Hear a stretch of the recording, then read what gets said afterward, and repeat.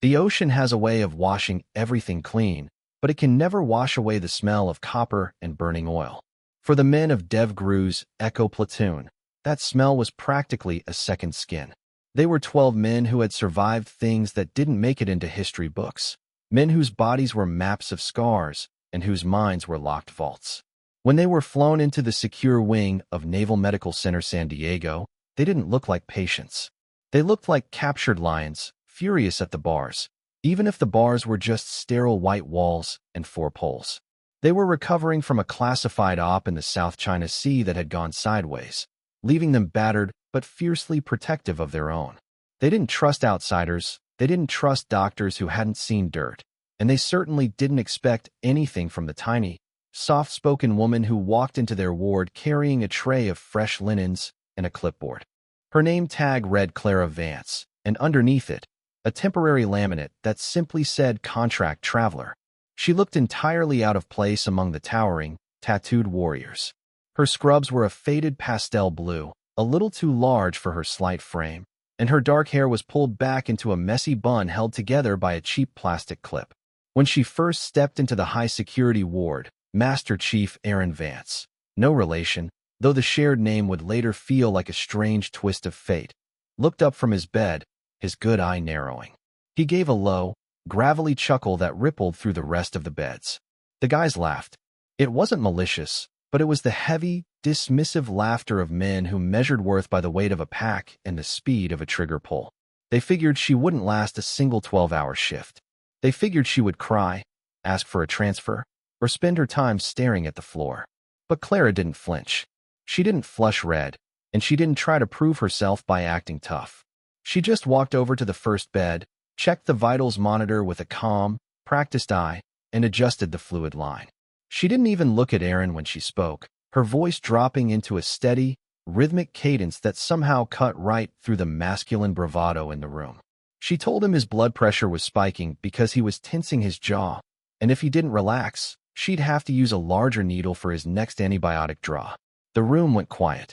As the days crept by, the tension in the ward grew, not because of Clara, but because of the silence coming from the higher-ups. Echo Platoon had been compromised, and they knew it. Someone had leaked their extraction coordinates, and the fact that they were tucked away in a supposedly secure domestic naval hospital didn't make them feel safe. It made them feel cornered. They spent their hours speaking in low murmurs, analyzing every detail of their failed mission, completely ignoring Clara as she moved between them like a ghost. They treated her like background noise, a temporary fixture who didn't belong in their world. When Marcus, the platoon's youngest sniper, tried to hide a rising fever by dipping his thermometer in ice water, Clara caught him without even looking.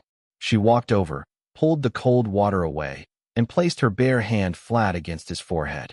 Her palm was rough, calloused in a way a pampered city nurse's shouldn't be.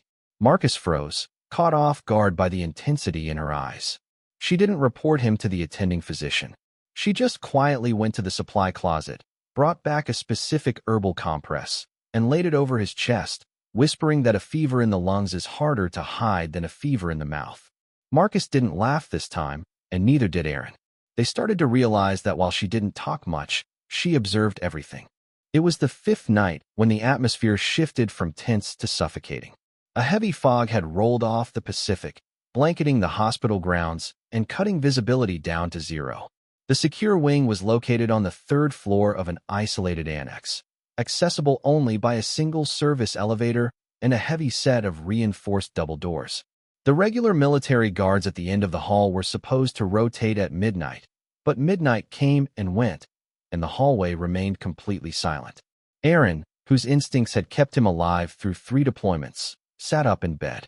His chest was still taped from 3 broken ribs, but his ears were tuned to the frequency of danger. He didn't hear footsteps, and that was exactly the problem. In a military hospital, there was always a baseline of noise, the squeak of rubber saws, the distant hum of a generator, the murmur of the night shift. Tonight, the silence was absolute, heavy, and wrong. He caught Marcus's eye across the room, and the young sniper instantly slid his legs out from under the blanket, his hand automatically reaching for a weapon that wasn't there. That was when the power died. The monitors didn't just go black. They hissed as the backup generators failed to kick in. Someone had cut the main lines and isolated the annex. In the pitch darkness, the 12 SEALs didn't panic, but a collective surge of adrenaline filled the room. They were injured, unarmed, and trapped in pajamas. Then, a faint click echoed from the doorway.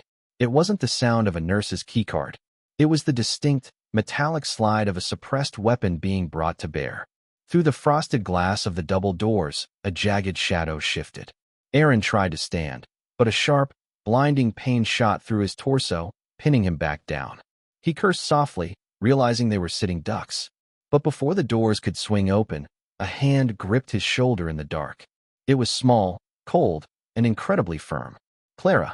She didn't say a word, but she pushed him back down with an authority that left no room for argument.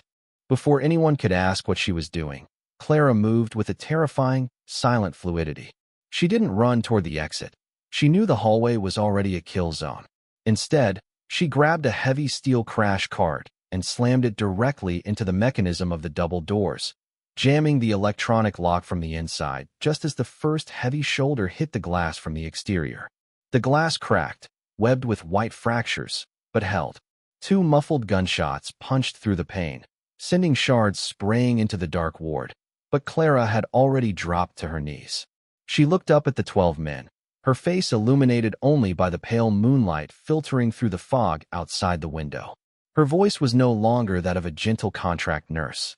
It was sharp, cold, and entirely commanding. She told them to shut up, move to the floor, and crawl into the blind spot behind the structural concrete pillars. She told them they had exactly 40 seconds before the men outside realized the door was barricaded and used a breaching charge. The SEALs, men who had spent their entire adult lives giving orders, found themselves obeying a woman they had mocked 3 days ago. They slid from their beds, ignoring the agony of tearing stitches and healing bones, dragging themselves into the shadows. Aaron watched Clara as she climbed onto a counter, reached into the ceiling ventilation duct, and pulled out a heavy canvas wrap that had clearly been hidden there long before Echo Platoon ever arrived at the hospital. She unrolled it on the floor, and the faint light glinted off the sleek black finish of 2 disassembled submachine guns, several loaded magazines, and a medical kit that looked like it belonged in a covert battlefield trench, not a civilian ward. Aaron's jaw dropped. This wasn't a temporary nurse who had lucked into a contract shift. This was someone who had anticipated this exact scenario. As she quickly slapped a magazine into the receiver of the first weapon, Aaron crawled closer, his eyes fixed on her hands. They were steady, showing none of the tremors of a terrified civilian. He asked her who the hell she was. Clara didn't look at him as she handed him the second weapon. She told him that right now, she was the only reason they were going to see tomorrow morning. She explained that the men outside weren't foreign operatives. They were a cleanup crew sent by the same internal element that had betrayed Echo Platoon in the South China Sea. They had come to finish the job under the cover of a medical malfunction, and if the platoon died here, it would be written off as a tragic fire or an oxygen line explosion. The realization hit Aaron like a physical blow. They hadn't been brought here to heal. They had been brought here to be isolated and eliminated. And Clara wasn't here by accident. She was the countermeasure. A sudden, deafening blast shattered the double doors, blowing the crash cart backward in a shower of sparks and twisted metal. 3 men clad in black tactical gear, wearing night vision goggles and holding suppressed weapons, poured through the smoke. They moved with professional precision, clearing the beds with lethal bursts of fire. But they were shooting at empty sheets.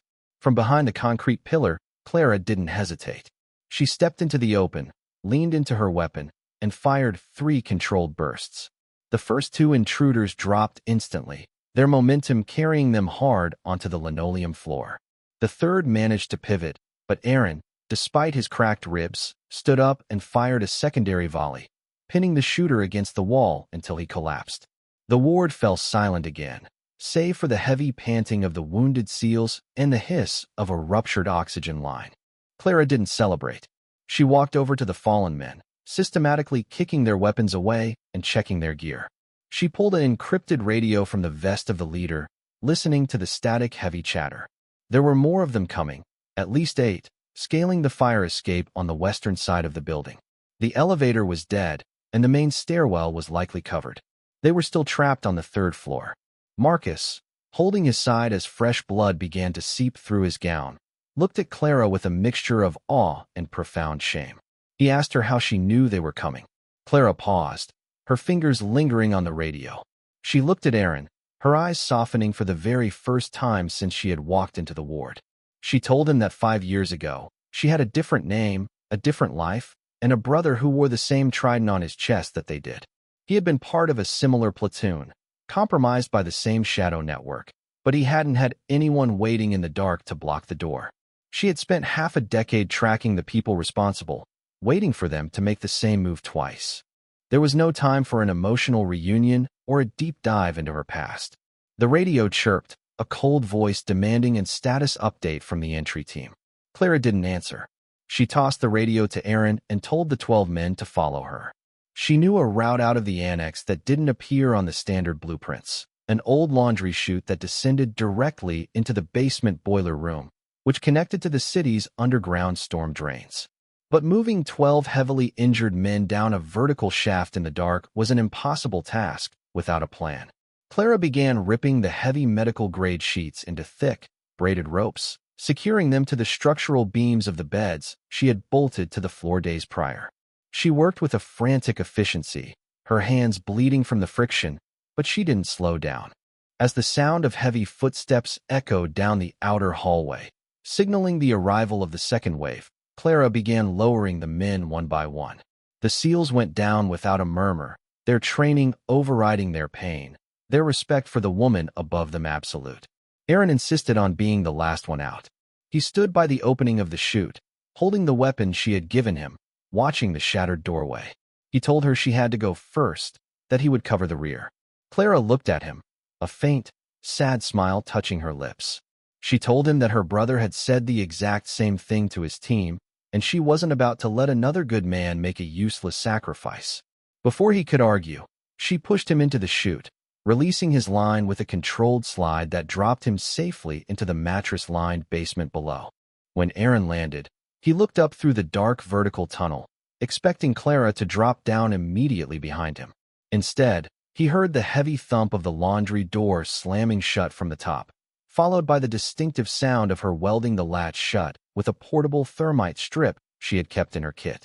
She had stayed behind to buy them the time they needed to navigate the long, dark storm drains before the pursuers could figure out where they had gone. Aaron screamed her name into the pipe, his voice echoing uselessly against the metal walls. Above him, the sound of renewed gunfire broke out, muffled by the concrete layers, followed by a low, echoing explosion that shook the entire annex. The 12 men of Echo Platoon made it out of the storm drains 2 hours later, emerging into a safe house operated by a splinter intelligence faction that Aaron had secretly contacted using the encrypted radio. They survived. Their names were cleared. The internal traitors within the command structure were systematically hunted down and exposed, and the story of the South China Sea mission was finally brought to light. But for the rest of their lives, none of those 12 men ever forgot the lesson they learned on the third floor of that San Diego hospital. They had laughed at a temporary nurse because she didn't look like a warrior, because she didn't fit their narrow definition of strength. But when the world came crashing down around them, it wasn't their muscles or their titles that saved them. It was a woman who possessed a quiet, burning fire, a woman who carried the memory of her brother into the darkest corners of the earth to ensure that 12 strangers could live to fight another day. They never found Clara's body in the ruins of the annex, and her name vanished from the hospital records within hours of the incident, leaving behind only a legacy of survival and a deep, permanent humility in the hearts of the 12 men who owed her everything.